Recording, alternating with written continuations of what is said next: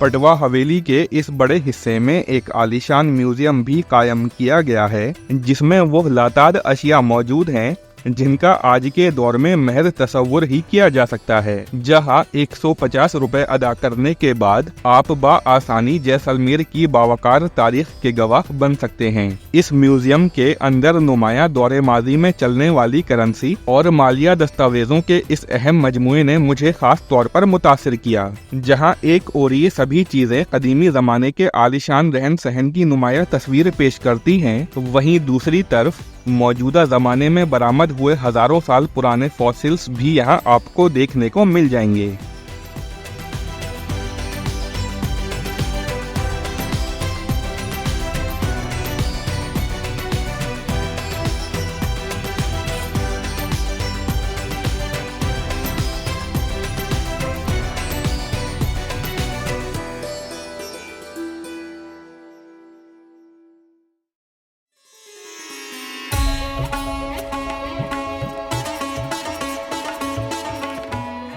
हवेली से बाहर निकलते ही मैंने यहाँ मौजूद एक NGO विजिट किया और यहाँ पर एक साथ बैठकर ये महिलाएं राजस्थानी पैचवर्क की कारीगरी अंजाम दे रही हैं। जैसा कि आप जानते ही होंगे, राजस्थान को अपने टेक्सटाइल वर्क और डिजाइन के लिए एक आला वकार हासिल है और इस शोहरत के जिम्मेदार हैं इस तरह के बेशुमार कारीगर जो न सिर्फ जैसलमेर बल्कि पूरे राजस्थान में जगह जगह आपको अपनी ये फनकारी अंजाम देते हुए मिल जाएंगे। इन्होंने मुझे बताया कि ये रोजाना काफी लंबा फासला तय करने के बाद यहाँ काम करने आती हैं। इनकी मकामी जबान मुझे ज्यादा समझ तो नहीं आई, लेकिन जो चीज सबसे ज्यादा मनमोहक है वो है इनकी मुस्कुराहट और सादगी, जिसने मुझे अजनबियत का एहसास बिल्कुल भी नहीं होने दिया।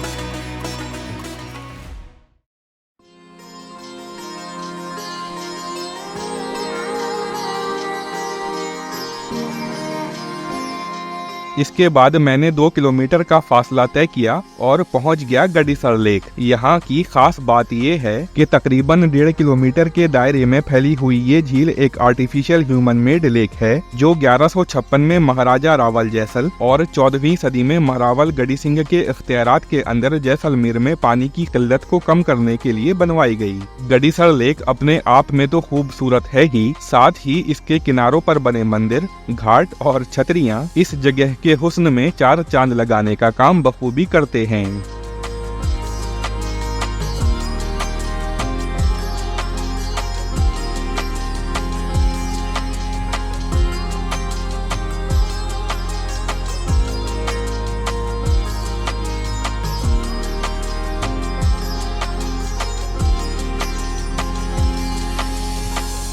और अब मैं पहुंच गया हूं बड़ा बाग, जिसकी बुनियाद 16वीं सदी में महाराजा जैत सिंह के द्वारा रखवाई गई। यहाँ का आर्किटेक्चर राजस्थानी और मुगल आर्किटेक्चरल डिजाइन से इंस्पायर्ड है। बताया जाता है कि दौरे माजी में बड़ा बाग के गिर्द भी एक झील हुआ करती थी जिसको जैतसर लेक के नाम से जाना जाता था। इसी के साथ यहाँ 70 कुओं का एक समूह भी था जो मकामी बाशिंदों के लिए पानी का एक अहम जरिया हुआ करता था। जैसा कि आप देख सकते हैं, बड़ा बाग मल्टीपल डोम्स का एक दिलकश सीक्वेंस है। यहाँ बनी हर एक डोम यहाँ जलवा अफरोज रह चुके महाराजाओं और उनकी रॉयल फैमिलीज को समर्पित है। छतरियों को बनाने का ये रिवाज करीब 20वीं सदी के दरमियान तक जारी रहा।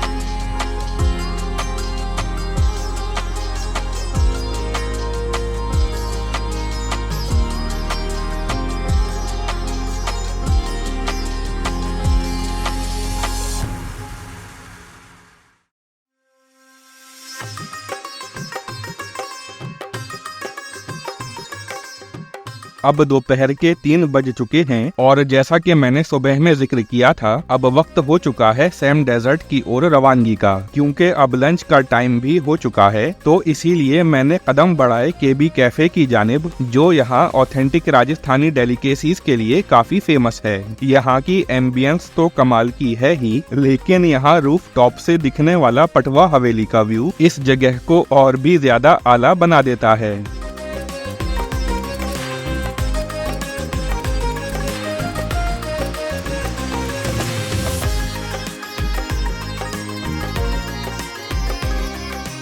जयंत भाई की खास रिकमेंडेशन पर मैंने अपने लिए केर सांगड़ी की सब्जी ऑर्डर की, जो रॉ फॉर्म में कुछ इस तरह दिखाई देती है। सरसों के तेल में पकाए जाने के बाद इसका रंग और जायका दोनों ही लाजवाब शक्ल इख्तियार कर चुके हैं। इसका यूनिक जायका तो आपको ये खाने के बाद ही पता चल पाएगा, पर जितना मैं समझ पाया मुझे ये डिश करेले की सब्जी से मिलती जुलती जरूर लगी। इसके बाद एक कप चाय के साथ खुद को तरोताजा करने और जयंत भाई को प्यार भरा अलविदा और शुक्रिया कहने के बाद मैं चल दिया सैम डेजर्ट की ओर।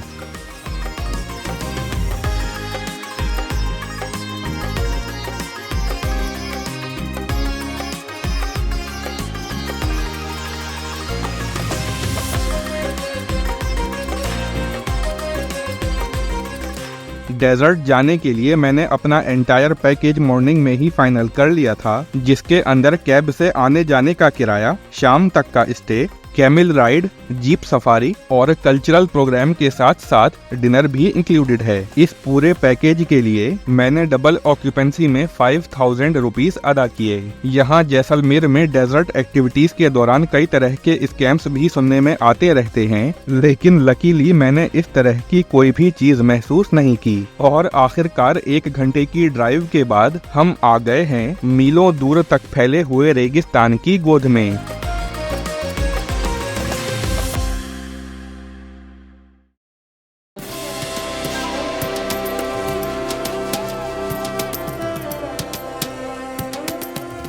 अब जब हम सैम डेजर्ट में कदम रख ही चुके हैं, तो आइए अब हम इस रेगिस्तान की कुछ दिलचस्प बातें जान लेते हैं। Sam desert the great Thar desert का 1/3 हिस्सा है, जो 2 लाख किलोमीटर स्क्वायर के दायरे में फैला हुआ दुनिया का 17वां सबसे बड़ा और मोस्ट डेंसली पॉपुलेटेड डेजर्ट्स में से एक है, जिसका 77 स्क्वायर किलोमीटर का रीजन इंडिया और पाकिस्तान के अंदर है, जिसमें तकरीबन 85% हिस्सा हिंदुस्तान के इख्तियारात के अंदर आता है। हर डेजर्टेड जियोग्राफी की तरह यहाँ भी साल का ज्यादातर हिस्सा गर्म मौसम के सुपुर्द रहता है। ना काफी बारिश, ना काबिले बर्दाश्त गर्मी और एग्रीकल्चरल लैंड की कमी होना यहाँ के सबसे बड़े चैलेंजेस में से एक हैं, और इसीलिए यहाँ के मकामी बाशिंदों की जिंदगी दूर से जितनी सरल मालूम होती है, उतनी ही सख्त और पेचीदा है। सलाम है उन लोगों को जो इतने मुतजाद हालात होने के बावजूद भी यहाँ रहकर मेहनत कशी करके न सिर्फ जैसलमेर और राजस्थान बल्कि पूरे भारत की तरक्की और बेहतरी में अपना पूरा योगदान दे रहे हैं। अगर बात की जाए यहाँ की एग्रीकल्चरल अपॉर्चुनिटीज की, तो पल्सेस और डेयरी यहाँ के मेजर कैश क्रॉप हैं। क्योंकि ये डेजर्ट सैकड़ों मील तक फैला हुआ है, तो इसीलिए यहाँ तेज हवाओं का दबदबा भी बना रहता है, और यही तेज हवाएं इस जगह को विंड एनर्जी जनरेट करने के लिए एक आइडियल साइट बना देती हैं। और यही वजह है कि आपको यहाँ जगह जगह बेशुमार विंड मिल्स देखने को मिल जाएंगी। अगर बात करें यहाँ स्टे करने के ऑप्शंस की, तो यहाँ स्टे के लिए कई कैंप्स अवेलेबल हैं, जिनको काफी रीजनेबल अमाउंट में अवेल किया जा सकता है। मैंने तो यहाँ ओवरनाइट स्टे नहीं किया, लेकिन ये इमेजिन कर पाना कतई मुश्किल नहीं कि रेगिस्तान की सर्द रात में टिमटिमाते तारों के बीच वक्त बिताना कितना मोतदिल तजुर्बा हो सकता है, जो महसूस करने के लिए आपका यहाँ आना एक लाजमी शर्त है। तो आइए अब बिना किसी देरी के चलते हैं डेजर्ट के बीचों बीच, जहाँ ढलती हुई शाम के आगोश में रेत के अंबार हमारे मुंतजर हैं।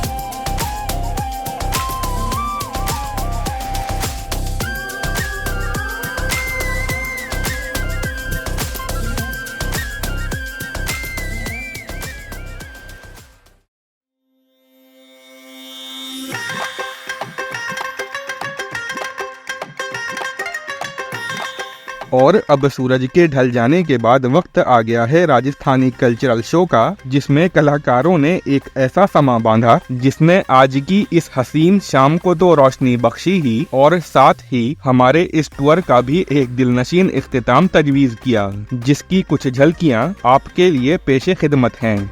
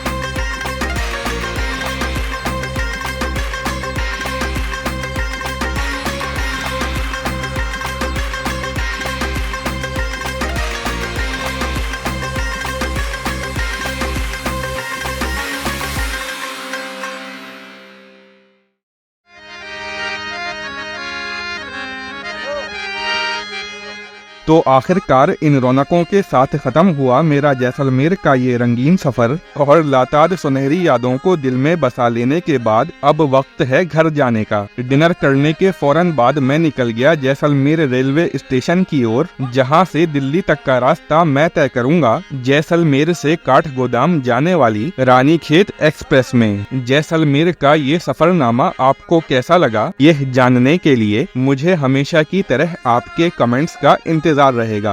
बहुत जल्द लौटूंगा किसी नए सफर और एक पुरजोश इरादे के साथ। Till then stay tuned to go offbeat with offbeat miles.